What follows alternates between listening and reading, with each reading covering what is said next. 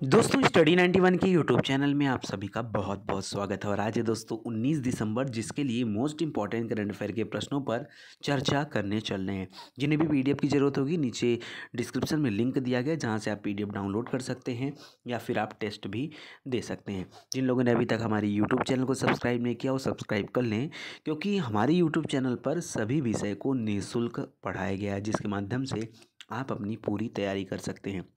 चलिए प्रश्न देखते हैं। हाल ही में चर्चा में रहा भारत और इंडोनेशिया, ये दो देश जो हैं, इनके बीच कॉर्पेट नाम का एक जो है आयोजन किया जाता है, एक गश्ती का आयोजन किया जाता है। ठीक है, तो आपको बताना है इस आयोजन के बारे में कि भारत और इंडोनेशिया के बीच में ये कॉर्पेट क्या था। ठीक है, परीक्षा में क्या पूछता है, नाम पूछ लेता है कॉर्पेट का, या पूछ देता है कि कॉर्पेट के 35वें संस्करण का आयोजन किन दो देशों के मध्य हुआ, तो वहाँ बताना पड़ता है कि भारत और इंडोनेशिया। आप समझिए, मैं आपको इसलिए ये पूरा का पूरा न्यूज़ बताता हूँ कि प्रश्न कैसे भी तोड़ मरोड़ कर आपके सामने प्रस्तुत किया जा सकता है। जैसे दे रहा दोस्तों कि 17 से 18 दिसंबर 2020 के दौरान भारत और इंडोनेशिया के बीच समन्वित गश्त का आयोजन किया गया, यानी इन दोनों देशों ने मिल करके एक गश्त का आयोजन किया। इस अभ्यास में एक तरह की एक्सरसाइज होती है। इस एक्सरसाइज में भारत की ओर से आईएनएस कुलिस, ठीक है, आपने आईएनएस का नाम सुना होगा, तो आईएनएस कुलिस ने और P-81 मैरीटाइम पेट्रोल एयरक्राफ्ट ने भाग लिया था जाकर के। ठीक है, तो इसको भी याद रखेगा। आईएनएस कुलिस दोस्तों एक स्वदेशी निर्मित मिसाइल कॉरवेट है। ठीक है, इसी प्रकार इंडोनेशिया की ओर से नेवल शिप KRI कटन्याक-दीन ने हिस्सा लिया था। ठीक है, तो इसको भी याद रखेगा।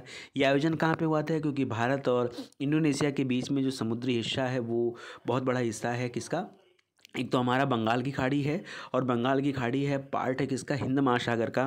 तो हिंद महासागर में इन दोनों देशों ने मिलकर ये कार्य किया। ठीक है, इसको याद रखेगा। और इससे भारत की समुद्री शिक्षा सुरक्षा को बढ़ाने में मदद मिलेगा, और एक तरह का यह बायलैटरल एक्सरसाइज था, इसको भी याद रखेगा। ठीक है, तो ये इंपॉर्टेंट है आपके लिए। प्रश्न क्या बना कि 17-18 दिसंबर के दौरान भारत ने किस देश के बीच या किस देश के साथ समन्वित गश्त का आयोजन किया, तो उत्तर क्या होगा, इंडोनेशिया देश के साथ। ठीक है, आगे बढ़ते हैं दोस्तों।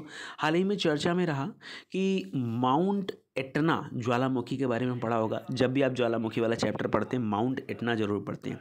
दोस्तों इटली एक देश है, इटली के पास में सिसिली द्वीप है, लिपारी द्वीप है, वहाँ पे बहुत सारी ज्वालामुखियाँ हैं। उन ज्वालामुखियों में ज़्यादातर तो जागृत ज्वालामुखियाँ हैं, जिसमें अक्सर करके विस्फोट होते रहते हैं। उसी में एक है माउंट एटना। तो दोस्तों माउंट एटना जो ज्वालामुखी था, इसमें एक बार विस्फोट हुआ है, और इस ज्वालामुखी से निकलने वाला लावा और जो धूल के गुब्बारे हैं वो कई मील दूर तक जो हैं पहुंच चुके हैं। दोस्तों का आज माना जा रहा है, जो एक आंकड़ा आया सामने, कि इसका जो लावा है, लावा देखिए अंदर का जो मैग्मा है वो जो बाहर निकला ना, वो मैग्मा 100 मीटर की ऊंचाई तक पहुंच गया।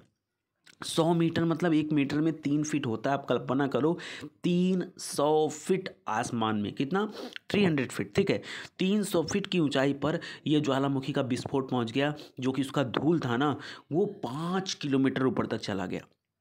इतना भयंकर विस्फोट हुआ। ठीक है, इससे सिसिली द्वीप पर, ये जो माउंट एटना ज्वालामुखी का अवस्थिति है वो कहाँ पर है, सिसिली द्वीप। मैंने बताया ना, सिसिली द्वीप है, लिपारी द्वीप है, ये सब वहीं पे है। ठीक है, तो वहाँ 2.7 तीव्रता का भूकंप भी दर्ज किया गया, तो इसको भी याद रखेगा। यह एक सक्रिय ज्वालामुखी है, और यह ज्वालामुखी अफ्रीकन और यूरेशियन प्लेट के बीच में स्थित है। ठीक है, माउंट एटना दोस्तों यूरोप का सबसे ऊंचा तथा काकेशस शहर के बाहर सबसे बड़ा सक्रिय ज्वालामुखी है, इसको भी याद रखेगा। ठीक है, तो इसको मोस्ट इंपॉर्टेंट है।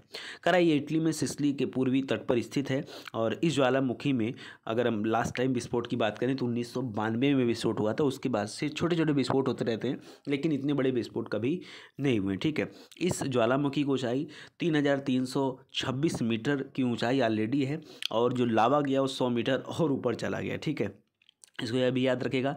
इटली का सबसे ऊंचा पर्वत है, ये भी याद रखेगा। ठीक है, और जागृत ज्वालामुखी है, तो ध्यान दीजिएगा। पूछ रहा हाल ही में किस देश के माउंट एटना ज्वालामुखी में विस्फोट हुआ है, तो कहाँ पर हुआ दोस्तों, ये इटली देश है, वहाँ से संबंधित है। ठीक है, कर हाल ही में चर्चा में रहे फ्रांस के संविधान में जलवायु लक्ष्यों को जोड़ने के लिए जनमत संग्रह की घोषणा किया गया।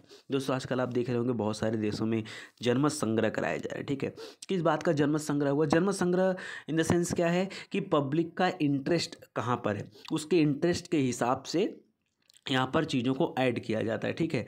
तो फ्रांस जो देश है दोस्तों, वो अपने संविधान में जलवायु लक्ष्यों को जोड़ना चाह रहा है, जो क्लाइमेट से रिलेटेड जो गोल हैं उनको जोड़ना चाह रहा है, उसके लिए जनमत संग्रह कराया गया, ठीक है। तो फ्रांस के राष्ट्रपति हैं कौन है, इमैनुअल मैक्रोन। उन्होंने जलवायु परिवर्तन के खिलाफ प्रयासों और फ्रांसीसी संविधान में पर्यावरण की रक्षा आवश्यकता को जोड़ने के लिए एक जनमत संग्रह की घोषणा की। अच्छा, नागरिकों ने इसे स्वीकार भी किया, ठीक है।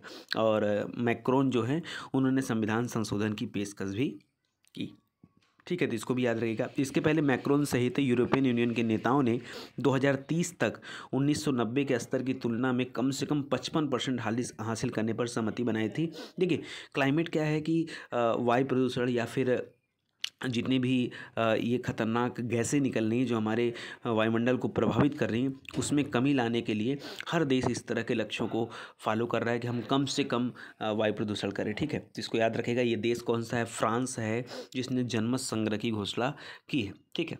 अगला प्रश्न देखिए, हाल ही में चर्चा में रहा दोस्तों राजाचारी। राजाचारी व्यक्ति का नाम है। राजाचारी नासा के स्पेस एक्स क्रू 3 मिशन के कमांडर होंगे। अच्छा, अब आपके मन में भी आ गया होगा sir space x crew 3 mission ये है क्या, ठीक है। नाम से राजाचारी कैसा लगता है, ये इंडियन अमेरिकन है, ठीक है।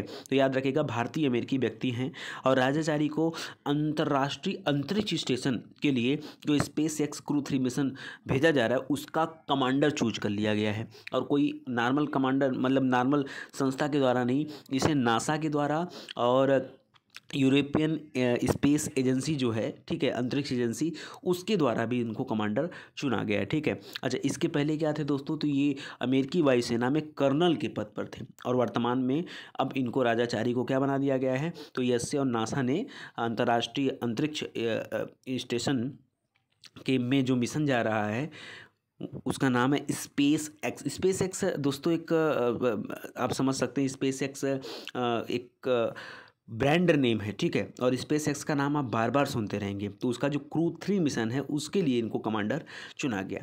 अच्छा, अब आपके मन में ये भी होगा दोस्तों कि इसमें होगा क्या, ठीक है, इस तरह के मिशन में होगा क्या। तो देखिए, लिख रहा है कि space x crew 3 mission commander होंगे, जबकि नासा के टॉम मार्सबर्न पायलट होंगे उसी में। एसए के मथायस मरौर मिशन विशेषज्ञ के रूप में काम करेंगे। कई सारे अच्छे अच्छे लोग हैं, तो इसको याद रखेगा। तो कुल मिलाकर के राजाचारी, मार्सबर्न और मौरर ये लोग क्या करेंगे, ऑर्बिट लेबोरेटरी जो होता है वहाँ पहुँचते हैं। तो 6 महीने की अवधि के लिए ये जो एक अभियान दल बनाया जाएगा, उसमें सदस्य बन चुके हैं और 2021 से इस मिशन की लॉन्चिंग की जाएगी, शुरुआत होगा। अभी केवल चूजिंग चल रहा है लोगों का, ठीक है। तो याद रखिएगा, किसे कमांडर बनाया गया, तो राजाचारी को कमांडर बनाया गया। ये इमेज आप में देख रहे होंगे, ठीक है। आगे देखिए, इंटरसेप्टर बोट हजारी बंदरगाह, ठीक है, ये गुजरात में कमीशनड हुआ। अभी इंटरसेप्टर बोट क्या होता है, तो याद रखिए, भारतीय तटरक्षक बल की स्वदेशी रूप से निर्मित इंटरसेप्टर बोट जिसका नाम है C-454, ठीक है, को गुजरात के सूरत में हजीरा बंदरगाह है वहाँ पर कमीशन किया गया, मतलब शामिल किया गया, ठीक है। इसको जो ये इंटरसेप्टर बोट था इसको शामिल किया गया। अच्छा, करा यह इंटरसेप्टर बोट LNT, ये कंपनी का नाम है LNT जेट्टी हजारी द्वारा बनाई गई है और बहुत ही उच्च गति के साथ उथले पानी में काम करने में सक्षम है। जहाँ कम गहराई होता है वहाँ पे काम करने में सक्षम है। यह बोट एडवांस्ड नेविगेशन और संचार उपकरणों से सुसज्जित है और इस जहाज़ का उपयोग गुजरात की 1600 किलोमीटर की समुद्री सीमाओं की कड़ी सुरक्षा के लिए उपयोग में इसको लाया जाएगा। इंटरसेप्टर बोट, ठीक है। आपने इंटरसेप्टर गाड़ियां भी देखी होंगी, शहर में चलती रहती हैं, इनोवा वाली गाड़ियां, जिसमें जांच पड़ताल वाले लोग बैठ के चलते हैं कि शहर में क्या हो रहा है, क्या नहीं हो रहा है, कहीं क्राइम तो नहीं हो रहा है, सारी चीज़ें जाँच पड़ताल करने के लिए। वैसे ही इंटरसेप्टर बोट बनाया गया कि हम अपनी जो गुजरात के पास जो हमारी समुद्री सीमा है उसकी हम देखभाल कर सकें। बगल में पाकिस्तान है, कभी भी एंट्री करके, ठीक है, कुछ भी कर सकते हैं लोग। तो सुरक्षा को मजबूत करने के लिए इस तरह के इंटरसेप्टर बोट को जो है सूरत के हजीरा बंदरगाह पर हजारी, ठीक है, बंदरगाह पर जो है कमीशन किया गया। करा कि C-454 किस प्रकार का सैन्य वाहन है जिसे हाल ही में सूरत में क्या किया गया, कमीशन किया गया। तो एक तरह का इंटरसेप्टर बोट है, गश्ती जहाज़ आप बोल सकते हो कि इसमें गश्त लगाने का काम आएगा, छिछले पानी में भी चलने में सही है और बहुत सारी टेक्नोलॉजियों से लैस है। करा हाल ही में चर्चा में रहा कि पाकिस्तानी खिलाड़ी जिनका नाम है मोहम्मद आमिर, मोहम्मद आमिर ने अंतर्राष्ट्रीय क्रिकेट से संन्यास ले लिया। ठीक है, तो ये पाकिस्तान टीम के तेज गेंदबाज थे मोहम्मद आमिर। ठीक है, और इन्होंने आईसीसी से क्या कर लिया है, संन्यास लेने की घोषणा कर दिया है। ठीक है, और पाकिस्तान क्रिकेट बोर्ड को अपना फैसला भी दे दिया है। और पिछले साल अभी दोस्तों ये टेस्ट क्रिकेट को अलविदा कहे थे, और इस बार जो है अंतर्राष्ट्रीय क्रिकेट टीम को भी ये अलविदा कह चुके हैं। ठीक है, तो इसको भी याद रखिएगा, इंपॉर्टेंट है। ठीक है, चलिए, करा कि हाल ही में, अब इनका नाम खाली पूछ रहा है यहाँ पर कि हाल ही में पाकिस्तान को कौन सा खिलाड़ी है, तो नाम याद रखिएगा, नाम है मोहम्मद आमिर। ठीक है, आगे बढ़ते हैं दोस्तों। कर हाल ही में चर्चा में रहा दोस्तों कि 23वीं FSDC, ठीक है, FSDC क्या है, इसको इंग्लिश में बोलते हैं financial stability and development council. ठीक है, तो FSDC की बैठक की अध्यक्षता वित्त मंत्री निर्मला सीतारमन ने वीडियो कॉन्फ्रेंसिंग के माध्यम से किया। ठीक है, तो वित्त मंत्री निर्मला सीतारमन जी हैं, इनको भी याद रखिएगा। FSDC को 2010 में वित्त मंत्रालय के तहत एक गैर संवैधानिक शीर्ष निकाय के रूप में गठित किया गया था, और 23वीं FSDC की जो बैठक है इसकी अध्यक्षता निर्मला सीतारमन जी के द्वारा किया जा रहा है। अच्छा, इस बैठक में होगा क्या, तो इस बैठक में आर्थिक सुधार के लिए भारत के प्रयास हो और सरकार द्वारा किए गए नीतिगत उपायों पर चर्चा किया जाएगा। ठीक है, तो याद रखिएगा पॉइंट। अब लिख रहा है कि वित्तीय स्थिरता और विकास परिषद, देखिए आप शॉर्टकट में FSDC ही याद रखिएगा। तो FSDC की बैठक की अध्यक्षता कौन करने जा रहा है, तो हमारी जो वित्त मंत्री निर्मला सीतारमन जी हैं वो करने जा रही, तो ऑप्शन नंबर 2 यहाँ पर राइट हो जाएगा। आगे बढ़ते हैं। हाल ही में चर्चा में रहे दोस्तों अरबी भाषा दिवस, 18 दिसंबर को अरबी भाषा दिवस मनाया जाएगा। जिस तरह से हम लोग हिंदी दिवस मनाते हैं ना, वैसे ही अरबी भाषा दिवस। ठीक है, हिंदी दिवस को दोस्तों दुनिया हास्य दिवस के रूप में मनाती है। 10 जनवरी को जब ये होता है विश्व हिंदी दिवस, तो उसको भी याद रखेगा। ठीक है, तो लिख रहा है कि अरबी भाषा दिवस दोस्तों 18 दिसंबर को है। हर साल 18 दिसंबर को संयुक्त राष्ट्र यानी UN अरबी भाषा दिवस के रूप में मनाता है। इस दिन की शुरुआत संयुक्त राष्ट्र शैक्षिक, वैज्ञानिक एवं सांस्कृतिक संगठन, जिसे हम यूनेस्को नाम से जानते हैं, उसके द्वारा 2010 में बहुभाषावाद और सांस्कृतिक विविधता के साथ पूरे संगठन में अपनी 6 आधिकारिक भाषाओं के समान उपयोग को प्रोत्साहित करने के लिए इसको शुरू किया गया था। ठीक है, तो इसको भी याद रखिएगा, इंपॉर्टेंट है। यूनेस्को का मुख्यालय दोस्तों पेरिस, फ्रांस में है। पेरिस दोस्तों राजधानी है फ्रांस की, और सीन नदी के तट पर है। ठीक है, यूनेस्को के प्रमुख हैं ऑन्ड्रे ओजेले, और 1945 में इसकी स्थापना किया गया था। तो अरबी भाषा दिवस क्या मनाया जाता है, 18 दिसंबर आपका राइट आंसर हो जाएगा। कह रहा हाल ही में चर्चा में रहा विज्ञान यात्रा भारतीय अंतर्राष्ट्रीय विज्ञान महोत्सव। ठीक है, तो ध्यान दीजिएगा दोस्तों, ये विज्ञान यात्रा जो है ये अंतर्राष्ट्रीय विज्ञान महोत्सव की प्रचार गतिविधि का एक नाम है। विज्ञान यात्रा की, इसका कैसे हम प्रचार करें लोगों के बीच में विज्ञान की संस्कृति को बढ़ावा देने के लिए। ठीक है, इसको स्टार्ट किया गया। एक तरह से मोबाइल बैन के माध्यम से इसका प्रचार किया जाएगा, जगह जगह प्रदर्शनी लगाई जाएगी और लोगों को जागरूक किया जाएगा। कोविड-19 महामारी के कारण वर्चुअल प्लेटफॉर्म पर 22 से 25 दिसंबर तक इंडिया इंटरनेशनल साइंस फेस्टिवल का 6ठा संस्करण आयोजित किया जाएगा, तो इसको भी याद रखेगा।